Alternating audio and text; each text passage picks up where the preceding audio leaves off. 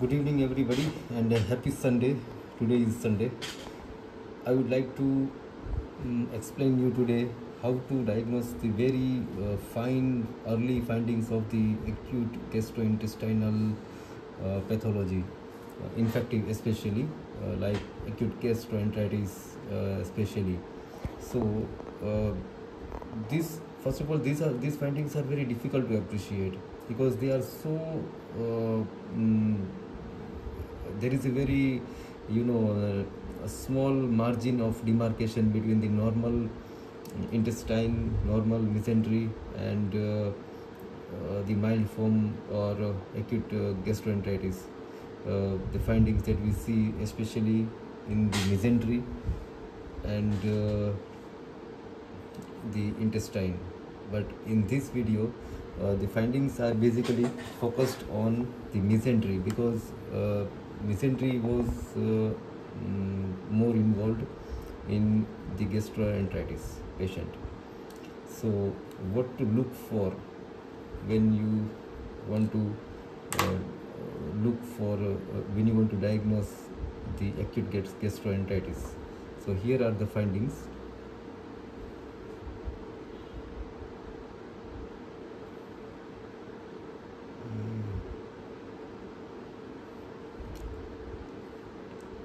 Yes.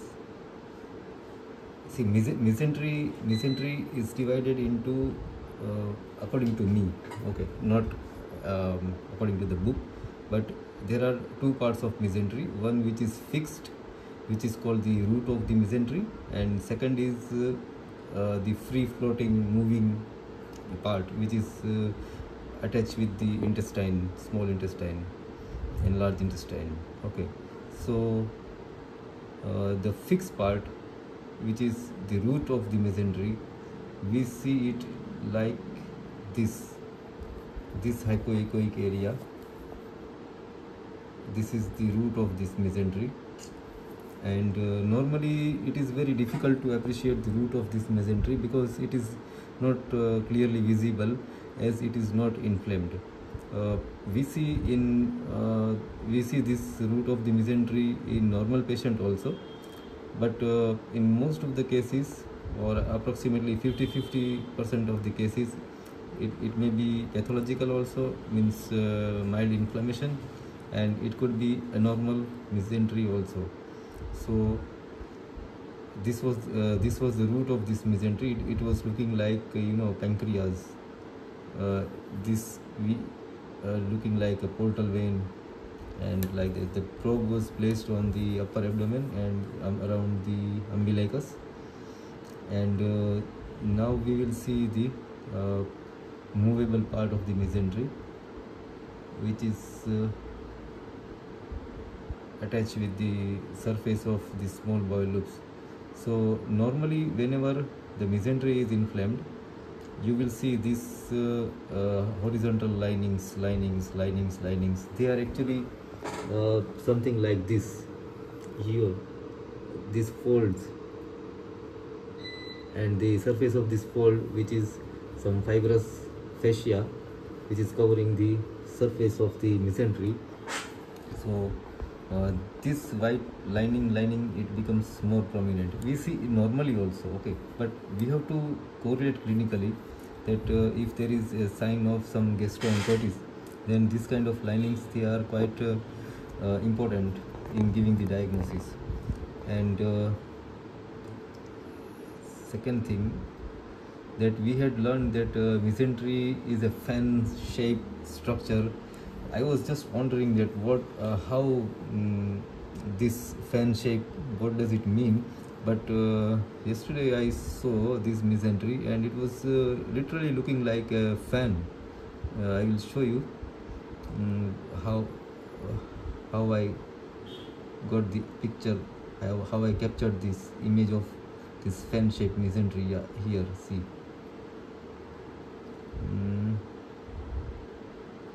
Yeah, see, this is looking like fan shape. Can you imagine this? This is the root of this mesentery, and this is the distal part of the mesentery which is attached with over here with the intestine. Here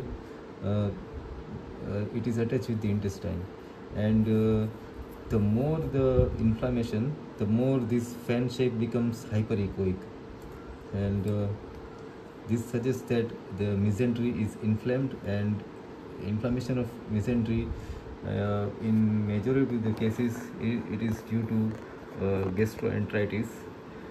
Yes, certainly there are other differential diagnosis also, but the hyperechoic mesentery, we are not concerned regarding the diagnosis, means whether it is gastroenteritis or it is what is intestinal tuberculosis.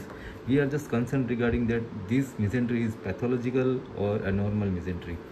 Whenever there is pathological mesentery, this mesentery it will become white, ekdam hyperechoic, complete hyperechoic, and this is mild to moderate grade of hyperechoic mesentery. You see, yeah, see this, these are the margins of the mesentery where it is attached with the intestine, and this is the fan shape here. So this and the patient was having mild GI disturbance.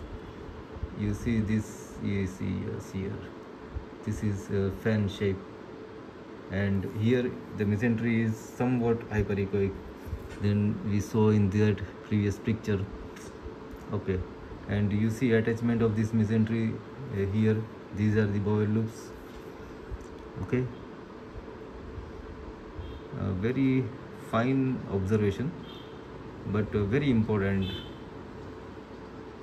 If you miss these kind of findings, it's okay, because with some or other investigation doctor will find out the diagnosis. But if you write these kind of things in your report in prima facie, then the exercise of the referring doctor becomes little bit less. And if nothing is diagnosed, then also these GI infections, they are mostly self-resolving type. If you eat little bit of curd and with rice, and it gets resolved. But main thing is this what we say, theoretical part of you to reflect our knowledge that what we see basically is pathological or normal. Normally we don't see the mesentery like this fan shape. Okay, whenever we see this kind of fan shape mesentery, it is more likely pathological rather than normal. Yes, we can see normally also, but majority of this kind of fan shape appearance is pathological, mild inflammation, and these kind of linings we see very frequently. So just by looking at this lining, please don't jump in the diagnosis of gastroenteritis. Okay, because we see this kind of linings, horizontal linings, very frequently. Yeah, see, these are the fold of that mesentery. This one fold, this here second fold, the picture which I showed you.